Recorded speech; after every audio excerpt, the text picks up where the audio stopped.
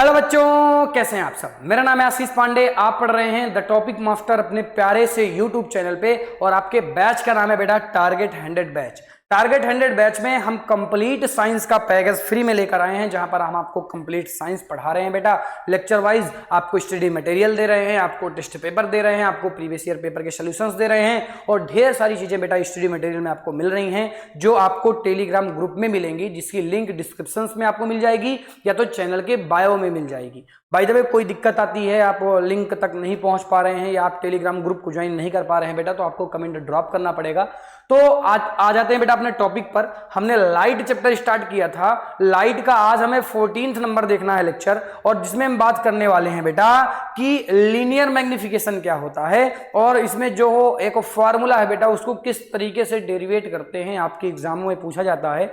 और बेटा इससे ना क्वेश्चंस भी बहुत आते हैं न्यूमेरिकल में, इसीलिए बहुत ही अच्छी तरीके से आज मैं इसको समझाऊंगा, एक्सप्लेन करूंगा बेटा। कहीं पर किसी बच्चे को कोई दिक्कत नहीं होगी, नोट्स भी बन जाएगी। और बेटा कुछ केस हैं जो कि किसके हैं बेटा, जो कि लीनियर मैग्निफिकेशन के हैं और वो एग्जाम में पूछे जाते हैं। तो पहले आप कॉन्सेप्ट समझ लेंगे तो आपको वो केस अपने आप समझ में आ जाएंगे बेटा। केस को भी मैं अच्छी तरीके से समझा दूंगा और साथ ही साथ में बेटा लिखवा भी दूंगा, और न्यूमेरिकल्स भी आपको बता दूंगा कि किस तरीके के न्यूमेरिकल्स आपके बोर्ड एग्जाम में यहां से पूछे जाएंगे। ओके, चलो फिर स्टार्ट करते हैं आज के इस लेक्चर को। बहुत ही बढ़िया तरीके से बेटा आज के लेक्चर की स्टार्टिंग करने वाले हैं। आज हम फॉर्मूले को डेरिवेट करेंगे और समझेंगे। पहले हम समझेंगे कि बेटा फॉर्मूला है कि एक्चुअल में इसका फॉर्मूला क्या होता है बेटा। तो अगर मैं बात करता हूं व्हाट इज लीनियर मैग्निफिकेशन, अगर आपसे कोई पूछे व्हाट इज लीनियर मैग्निफिकेशन, तो आप कहेंगे the ratio of height of image to the height of object is known as linear magnification. यानी इमेज की हाइट का और ऑब्जेक्ट की हाइट का जो रेशियो होता है उसे हम लीनियर मैग्निफिकेशन के नाम से जानते हैं। अब बेटा लीनियर मैग्निफिकेशन का जो सिंबल है जिससे हम इसको इंडिकेट करते हैं वो है स्मॉल m। इसको मैं स्मॉल m से इंडिकेट करता हूं। बोलो किससे करता हूं? स्मॉल m से इंडिकेट करता हूं। और बेटा यहां पर मैं लिख सकता हूं कि स्मॉल m इक्वल टू होता है I upon O। Small m equal to होता है I अपॉन O। यहां पर बेटा I क्या है? यहां पर I है हाइट ऑफ इमेज। तो बेटा हाइट ऑफ इमेज को हमने I से इंडिकेट किया है, और बेटा हाइट ऑफ ऑब्जेक्ट को हमने O से इंडिकेट किया है। कई बुकों में बेटा यही आपको लिखा हुआ ऐसे मिल जाएगा बेटा, मिल जाएगा m equal to H2 upon H1। बेटा H2 क्या है? इमेज की हाइट है, और H1 बेटा क्या है? ऑब्जेक्ट की हाइट है। बेटा इसी को मैं लिख सकता हूं क्या? इसी को मैं लिख सकता हूं I अपॉन O लिख सकता हूं, और बेटा इसी को मैं लिख सकता हूं माइनस V अपॉन U। इसी को बेटा मैं लिख सकता हूं माइनस V अपॉन U। अब बेटा ये जो एक फार्मूला आपको मिल गया, इस फार्मूले को किस तरीके से डेरिवेट किया गया है, या ये फार्मूला कहां से निकल आके आया है बेटा, कि m equal to I upon O लिख सकते हैं, या तो आप H2 अपॉन H1 लिख सकते हैं, या तो minus V upon minus U लिख सकते हैं। ये फार्मूले का डेरिवेशन कहां से हुआ होगा बेटा, इसके लिए आपको पूरा का पूरा डेरिवेशन समझना पड़ेगा। कई जगह डेरिवेशन बताया जाता है, कई जगह डेरिवेशन नहीं बताया जाता है बेटा, लेकिन इंपॉर्टेंट है और आपके बोर्ड एग्जामों में भी पूछा जाता है। सीबीएसई में कम पूछा जाता है बेटा, यूपी इंग्लिश मीडियम और सीबीएसई दोनों हैं तो इंग्लिश मीडियम, दोनों में बुक्स सेम चलती हैं, दोनों में एनसीईआरटी पढ़ाई जाती हैं, दोनों के पेपर्स भी एनसीईआरटी से बनते हैं बेटा। लेकिन जो हिंदी मीडियम वाले बच्चे हैं जो इंग्लिश से पढ़ते हैं बेटा, उनमें ज्यादातर चांसेस हैं कि ये क्वेश्चन रिपीट होंगे, और सीबीएसई में भी बेटा कई बार आपके डेरिवेशंस पूछे गए हैं। तो बेटा डेरिवेशन तो पढ़ के जाइए, क्योंकि आपके सिलेबस का पार्ट हो जाता है बेटा और आसान है। इससे पिछले लेक्चर में मैंने आपको बताया था कि किस तरीके से मिरर फार्मूले का डेरिवेशन करते हैं। 1 अपॉन f इक्वल टू, मैंने इसका डेरिवेशन आपको बताया था, 1 upon f equal to 1 upon v plus 1 upon u। बेटा इसका डेरिवेशन पिछले लेक्चर में मैंने आपको बताया। ये डेरिवेशन से रिलेटेड ही है ये डेरिवेशन। अगर आपने पिछले लेक्चर को अच्छी तरीके से अटेंड किया है, थोड़ा सा ये टफ पड़ता है बच्चों को समझने के लिए, लेकिन बोर्ड का मोस्ट इंपॉर्टेंट क्वेश्चन है बेटा, और ये भी डेरिवेशन मोस्ट इंपॉर्टेंट क्वेश्चन है। इसीलिए अच्छी तरीके से डेरिवेशंस को समझिएगा जो मैं अभी आपको समझाने जा रहा हूं। बढ़िया तरीके से समझिएगा, बहुत ही अच्छी तरीके से समझ में आएगा बेटा, एकदम सिंपल लैंग्वेज से आपको मैं समझाऊंगा, किसी भी बच्चे को कोई भी प्रॉब्लम नहीं होगी, बहुत ही वेल एक्यूरेट तरीके से चीजें चलेंगी। ओके, आ जाओ बेटा फिर स्टार्ट करते हैं, आ जाओ डेरिवेशन स्टार्ट करते हैं, आ जाओ। चलो, तो अगर मुझे डेरिवेशन की स्टार्टिंग करनी है तो मैंने कौन सा मिरर लिया है बेटा, मैंने कॉनकेव मिरर लिया है। और अगर मैंने कॉनकेव मिरर लिया है तो बेटा बाहर से मैंने क्या कर रखा है, बाहर से ऐसे बेटा पॉलिश हो रखी होगी, क्योंकि पता है तुम लोगों को कि कॉनकेव मिरर में आउटर साइड पर पॉलिश होती है। तो बेटा ये कौन सा मिरर है, यहां पर लिख सकते हैं आप, यहां पर हमने लिख दिया कि ये जो है कॉनकेव मिरर है, ये कॉनकेव मिरर है, ये हमने यहां पर मेंशन कर दिया बेटा कि ये कॉनकेव मिरर है। अब बेटा कॉनकेव मिरर की अगर हम बात करते हैं तो कुछ पॉइंट्स होते हैं, जैसे कि अगर मैं इसकी बात करता हूं तो इसे हम क्या बोलते हैं बेटा, इसे हम पोल बोलते हैं, जिसे हम P से इंडिकेट करते हैं, इसे हम फोकस बोलते हैं, जिसे हम F से इंडिकेट करते हैं, और इसे हम सेंटर ऑफ कर्वेचर बोलते हैं, जिसे हम C से इंडिकेट करते हैं। अब बेटा अगर ऑब्जेक्ट, सपोज दैट, बेटा ये पूरा बनाना आपको आना चाहिए, अगर सपोज दैट ऑब्जेक्ट यहां पर रखा हुआ है, जरा ध्यान से समझना, ऑब्जेक्ट सेंटर ऑफ कर्वेचर के पीछे रखा हुआ है बेटा यहां पर, तो ऑब्जेक्ट यहां पर रखा हुआ है तो पहले हमें इमेज का फॉर्मेशन करना पड़ेगा। बोलो किसका करना पड़ेगा, इमेज का फॉर्मेशन करना पड़ेगा। और बेटा इमेज फॉर्मेशन के लिए आपको पता है, मैंने आपको पिछले लेक्चरों में बताया है, अभी तक आपने हमसे बहुत सारे लेक्चर्स पढ़ लिए, आपके कॉन्सेप्ट बहुत बढ़िया होंगे। और मैंने आपको बताया कि जब भी इमेज फॉर्मेशन होगी तो दो रिफ्लेक्टिंग रेज बेटा मिलेंगी, जहां पर मिलेंगी वहीं पर क्या हो जाएगा, इमेज फॉर्मेशन हो जाएगा। आ जाओ देखते हैं कि किस तरीके से यहां पर हो रहा है। बेटा सबसे पहली रेज प्रिंसिपल एक्सिस के पैरेलल जाएंगी, और आपको पता है कि कोई भी रे जो प्रिंसिपल एक्सिस के पैरेलल जा रही हो उनका रिफ्लेक्शन हमेशा प्रिंसिपल फोकस से होता है, यानी इनका रिफ्लेक्शन किधर से हो जाएगा, बोलो इनका रिफ्लेक्शन हो जाएगा प्रिंसिपल फोकस से बेटा, यहां से इनका रिफ्लेक्शन हो जाएगा, ये प्रिंसिपल फोकस से क्या हो गया, इनका रिफ्लेक्शन हो गया। आई होप ये बात आपको समझ में आ रही होगी। बेटा दूसरी रे आपको किधर से ले जाना है, दूसरी आपको पोल से ले जाना है, या तो आप सेंटर ऑफ कर्वेचर से भी ले जा सकते हैं, लेकिन यहां पर आप पोल से ही ले जाइए, आपको डिस्टेंस मेजर करने में थोड़ा सा प्रॉब्लम नहीं होगी। तो इसीलिए आप दूसरी रे किधर से ले जाइए, क्योंकि दो रे ले जाना जरूरी है। मैंने क्या कहा, दो रिफ्लेक्टिंग रेज जहां पर मिलेंगी वहीं पर इमेज फॉर्मेशन होगा, अभी तो एक ही है, तो दूसरे को मिलाना है बेटा, तो आपको यहां से पोल पर जाना पड़ेगा। और आपको पता है कोई भी रे जो पोल की तरफ जाती है बेटा वो सेम एंगल बनाकर रिफ्लेक्ट हो जाती है। जितना एंगल यहां पर प्रिंसिपल एक्सिस के साथ बेटा बना होगा उतना ही एंगल बेटा नीचे बनेगा, और ये उतने एंगल से ऐसे करके बेटा ये रिफ्लेक्ट हो जाएगी, यूं करके ये रिफ्लेक्ट हो जाएगी। तो थोड़ा सा टेढ़ी लाइन बन गई होगी, आप स्किल वगैरह का यूज करेंगे तो कोई दिक्कत नहीं होगी। अब अगर मैं इमेज फॉर्मेशन की बात करता हूं तो देखो इस पॉइंट में जरा ध्यान से देखो, इस पॉइंट में जो हमारी इमेज है वो बन रही है। अगर इसकी लाइन थोड़ा सा मैं सीधी करता, रुको एक मिनट, देखो थोड़ा सा, एक मिनट मुझे दे दो बेटा, इसकी लाइन थोड़ा सा टेढ़ी है तो पूरा गड़बड़ हो जाएगा लाइन के चक्कर में। देखो इसको सीधा कर लेते हैं और इसकी लाइंस भी बेटा सीधी करनी पड़ेगी, क्योंकि रे डायग्राम में बेटा सबसे ज्यादा इंपॉर्टेंट लाइन का रोल होता है। अब सही है। अब बेटा इसका इमेज फॉर्मेशन कहां पे हो रहा है, इसका इमेज फॉर्मेशन यहां पे बेटा हो रहा है। और मैंने आपको पूरी कंडीशन बताई बेटा, 6 कंडीशन होती हैं किसकी, कॉनकेव मिरर में इमेज फॉर्मेशन की। मैंने आपको पिछले ही लेक्चरों में बताया कि जब ऑब्जेक्ट सेंटर ऑफ कर्वेचर के पीछे होता है तो हमेशा जब इमेज फॉर्म होगी वो सेंटर ऑफ कर्वेचर और प्रिंसिपल फोकस के बीच में होगी। देखो बीच में हो रही है, ये सेंटर ऑफ कर्वेचर हो गया, फोकस हो गया, दोनों के बीच में इमेज बन रही है बेटा। और ये चीज मैंने कई दफा आपको बताया है, कई बार आपको बताया, और इसका तो पूरा का पूरा लेक्चर्स बेटा ले लिए, आपको इमेज फॉर्मेशन सिखा दिया। तो ये सारी चीजें आपने सीख रखी हैं, जिन बच्चों ने हमसे पढ़ा होगा, जिनको बढ़िया आता है और जिनके कॉन्सेप्ट अच्छे हैं बेटा, उनके लिए सब हलवा है, क्योंकि वो अच्छी तरीके से चीजों को समझ रहे होंगे। अभी तक हमने सारी बातें समझा दी है बेटा, तब जाके डेरिवेशन करा रहे हैं। ये कुछ नया नहीं है, यहाँ पे कुछ नया नहीं बता रहा हूं मैं यहाँ पे। ओके, अरे सारी चीजें क्लियर हैं क्या, वीडियो आ रहा है, सब बढ़िया आ रहा है, चलो कोई दिक्कत नहीं। चलो आ जाओ फिर। तो अगर आप ध्यान से देखें बेटा, तो मैं इसको क्या कहूंगा, जरा ध्यान से देखना बेटा, ये हमारा है H1 और ये है H2, ये है H2 बेटा। इसको मैं लिख सकता हूं A, B और P तो लिखा ही है, इसको मैं लिख सकता हूं बेटा B डैश और A डैश से। तो अगर आप दो ट्रायंगल यहां पर देखें, जो कि आपको अभी क्योंकि पूरा का पूरा डायग्राम सामने है आपके, तो हो सकता है आप ना देख पा रहे हो, मैं आपको थोड़ा सा बगल में बना के दिखाता हूं कि दो ट्रायंगल आपको कहां पे दिख रहे हैं। जरा ध्यान से देखो बेटा, एक ट्रायंगल यहां पे देखो, देखो इसको, देखो इसको,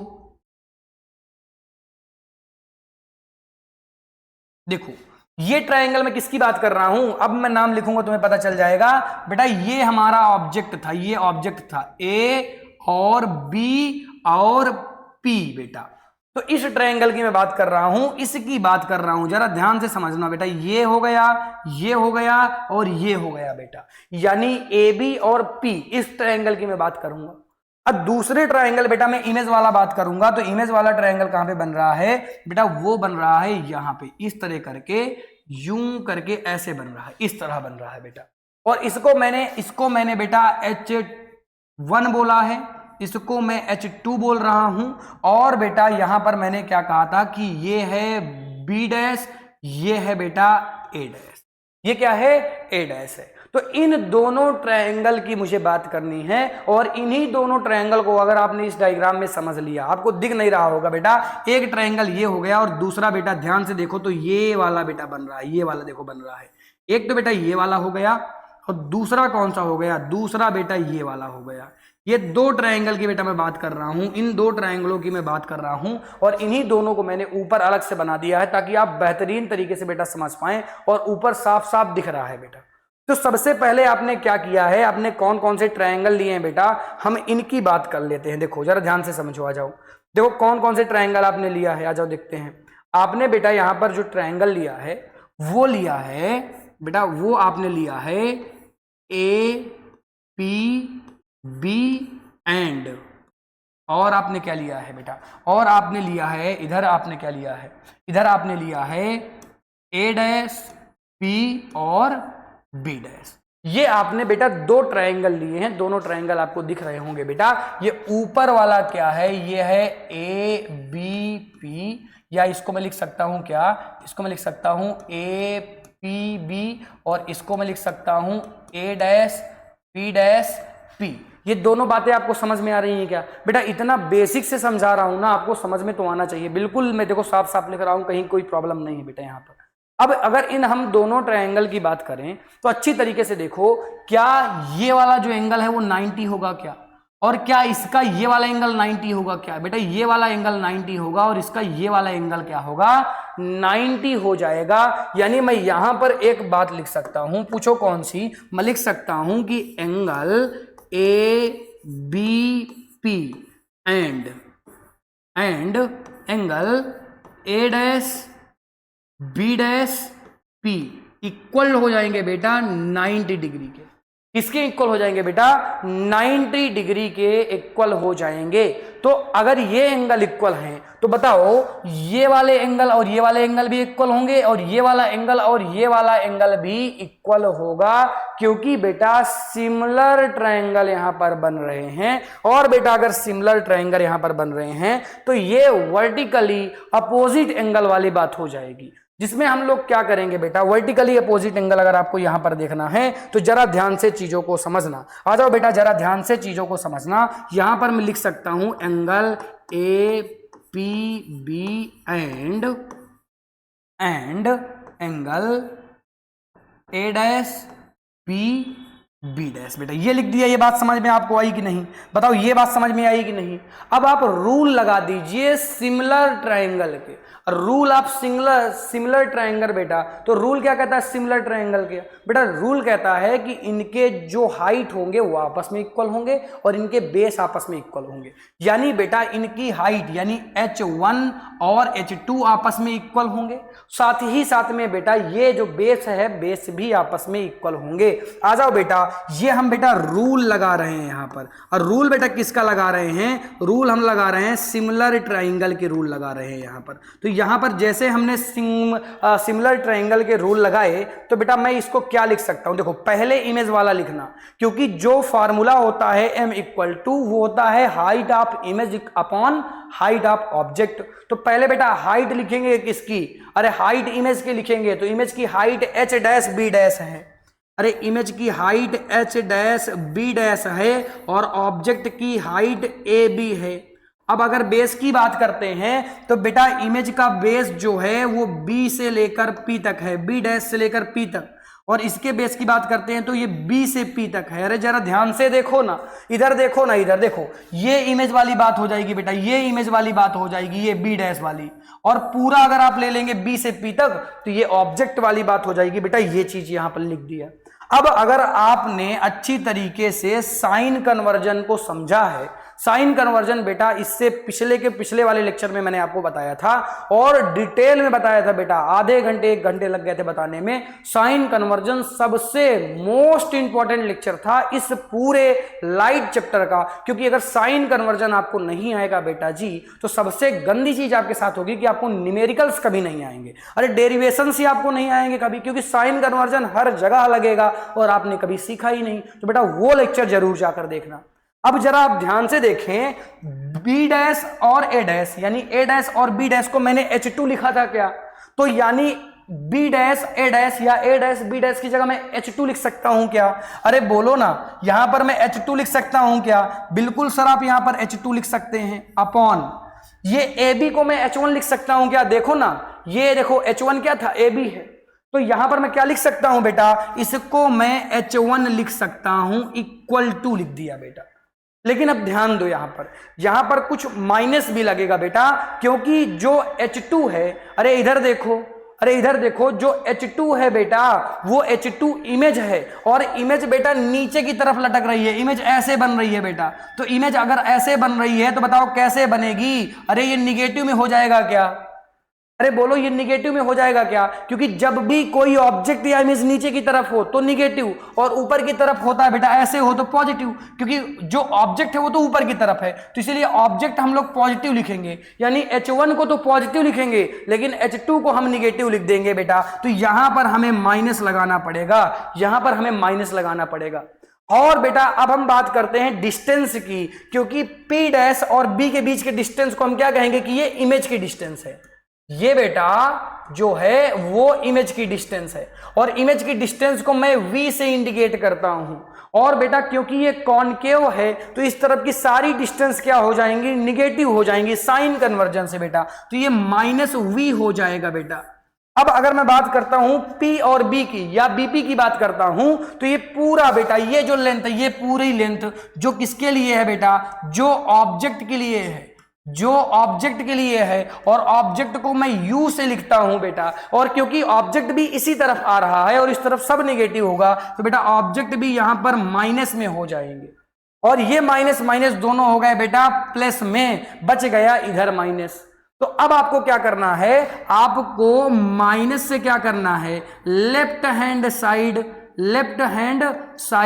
एंड बेटा right hand side, and right hand side में माइनस का क्या कर देना है बेटा, अपॉन कर देना है, या माइनस से भाग दे देना है। तब होगा क्या बेटा, ये माइनस इसको तो कैंसिल कर देगा, तो यहां पर हो जाएगा H2 upon H1 equal to बेटा हो जाएगा -V अपॉन U, क्योंकि माइनस इधर किस लिए आ जाएगा, क्योंकि इधर जब माइनस से किया तो माइनस माइनस प्लस हो गया, और इधर तो पहले से प्लस था इसलिए ये माइनस हो गया बेटा। तो ये हम क्या निकाल लिए बेटा, ये हमने M को फाइंड कर लिया।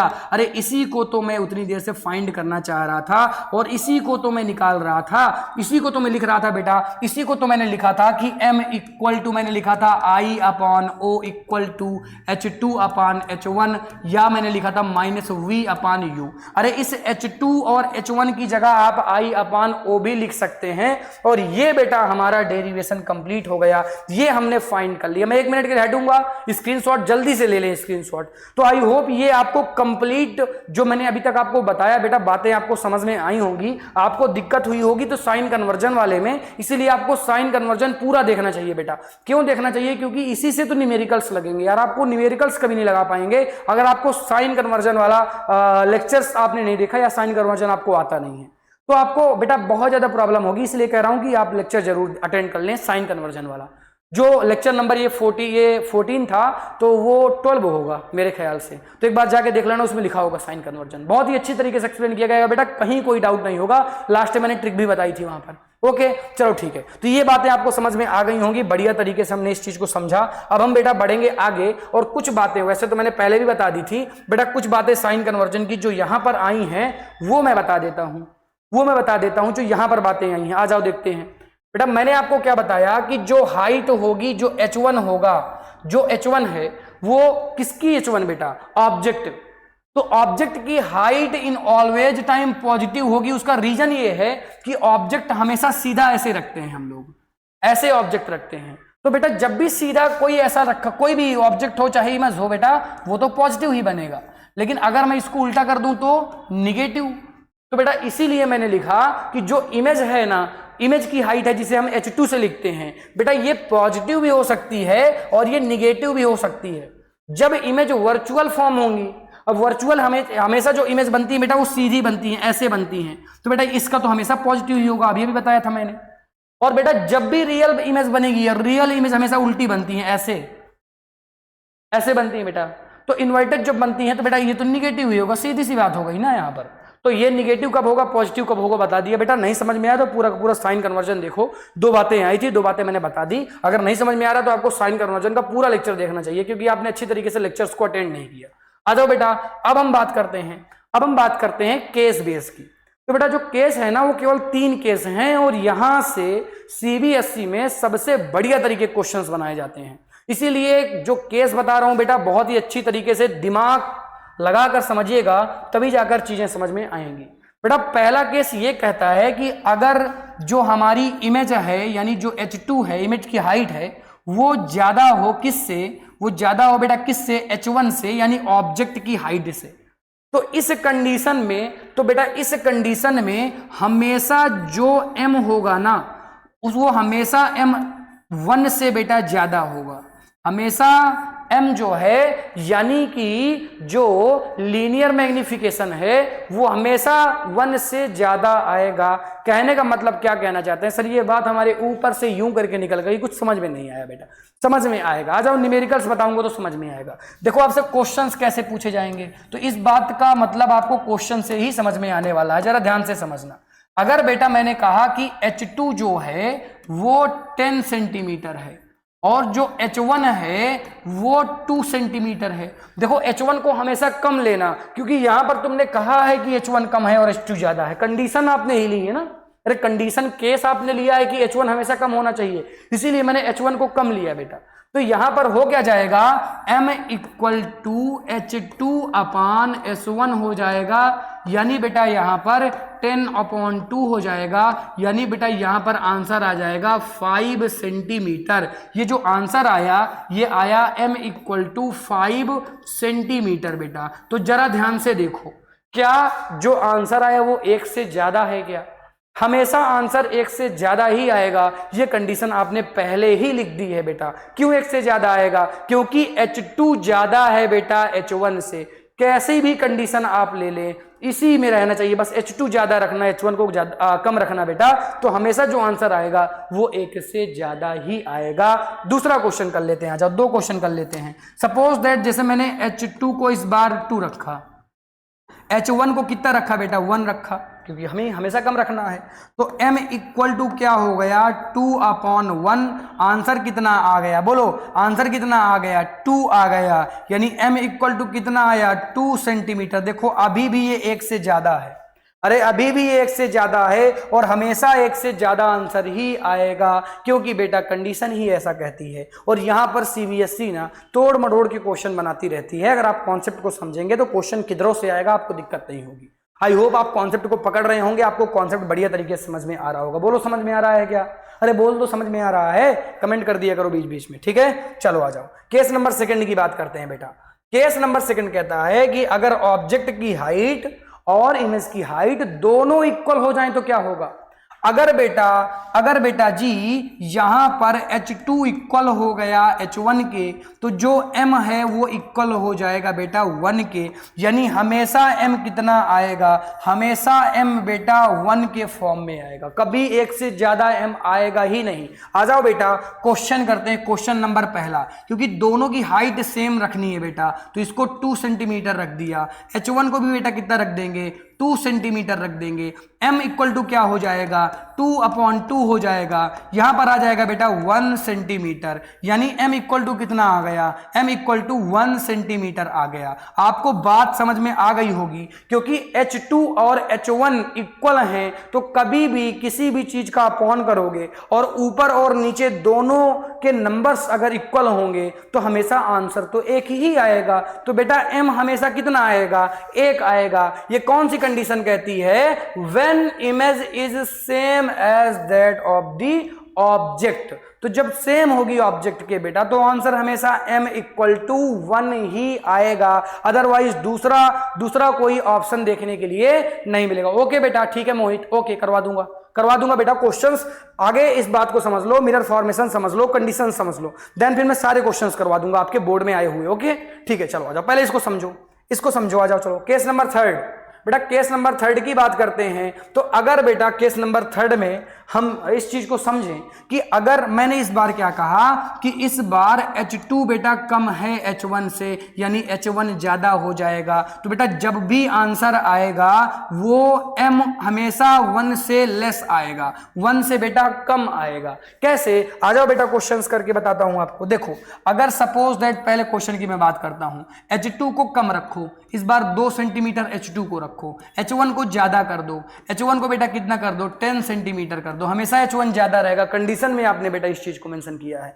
तो बेटा यहां पर क्या हो जाएगा, यहां पर हो जाएगा m इक्वल टू 2/10, यानी ये कटेगा बेटा तो आ जाएगा 1/5, और इसको भी काट दोगे बेटा आ जाएगा 0.2 सेंटीमीटर।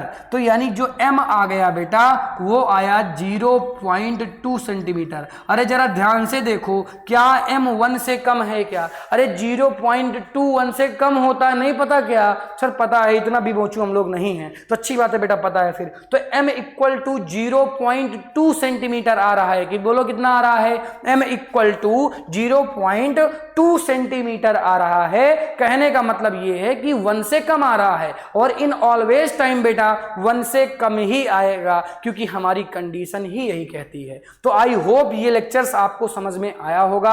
आपने आज जो पढ़ा है लीनियर मैग्निफिकेशन पढ़ा, लीनियर मैग्निफिकेशन के क्वेश्चंस कर लिए, फार्मूले को डेरिवेट कर लिया, आपने डिफिनेशन देख ली, देन आपने न्यूमेरिकल्स भी कर लिए कि किस टाइप के न्यूमेरिकल्स इससे बनेंगे।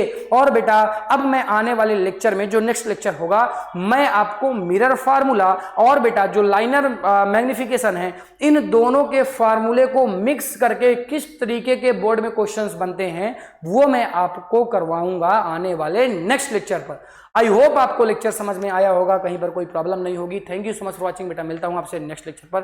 Thank you, bye.